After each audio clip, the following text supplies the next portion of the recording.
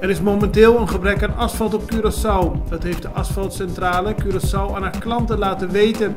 Het bedrijf Curoil is momenteel in onderhandeling met PDVSA dat nog een voorraad bitumen heeft opgeslagen in haar tanks op het raffinaderijterrein. Dat product is noodzakelijk voor het maken van asfalt. Maar er is nog geen akkoord bereikt over de levering van bitumen. Zoals bekend is eind 2019 het contract met PDVSA voor de operatie van de raffinaderij afgesloten. De Extra opent vandaag met het bericht dat er veel uitdagingen zijn in het openbaar vervoer op Curaçao. Dat zei minister Zita Jezus Litu van Verkeer, Vervoer en Ruimtelijke Planning gisteren tijdens een vergadering in het parlement. Ze wil met het nationaal debat werken aan een oplossing voor de huidige situatie en de manier waarop vergunningen worden gegeven aan taxis, kleine en grote bussen en tourbussen.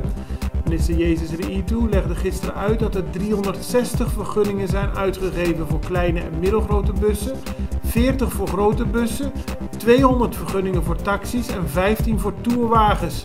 Er spelen dus heel veel belangen mee, aldus de minister, en wijzigingen zijn niet makkelijk door te voeren. Het ministerie van Volksgezondheid, Natuur en Milieu heeft gisteren laten weten er alles aan te doen om te voorkomen dat het coronavirus zich op Curaçao kan verspreiden. Alle instanties in het toerisme en internationaal vervoer werken samen om in de gaten te houden dat er mensen niet zomaar binnen kunnen komen met symptomen van het coronavirus.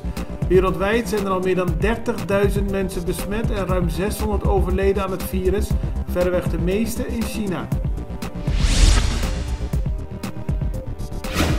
Gisteren vond er voor het eerst op Curaçao een rechtszaak plaats waarbij ouders aan de rechter hebben gevraagd om hun doodgeboren baby een naam te kunnen geven. Op de overlijdensakte staat nu nog geen naam en de ouders willen dat graag wijzigen. Crunchy heeft al aangegeven mee te willen werken. De rechter doet binnenkort uitspraak.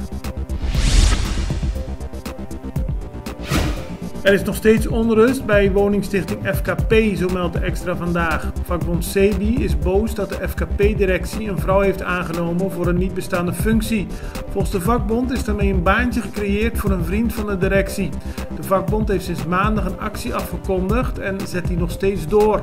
Gisteren hebben ze minister Zita Jezus Litu van Verkeer, Vervoer en Ruimtelijke Planning gevraagd om hierover met de FKP-directie te praten. Zij heeft dat toegezegd. Werknemers van de Milieudienst van de politie, het X-team, gaan door met hun strijd tegen het illegaal dumpen van vuilnis op Curaçao. Gisteren zijn functionarissen van het X-team langsgegaan bij bedrijven en personen die vuilnis illegaal hebben gedumpt. Ze troffen op verschillende plaatsen weggegooid vuil, soms dicht bij de winkels die het hadden weggegooid, of soms nog met papieren erin van de vervuilers zelf. Die kregen 2 keer 24 uur om het vuilnis op te ruimen. Volgens de Curaçaose minister van Economische Ontwikkeling Giselle McWilliam zijn er verregaande plannen om een Ajax-academie te beginnen op Curaçao in samenwerking met de Curaçaose voetbalclub Jong Holland. Dat zei ze gisteren tijdens een persconferentie.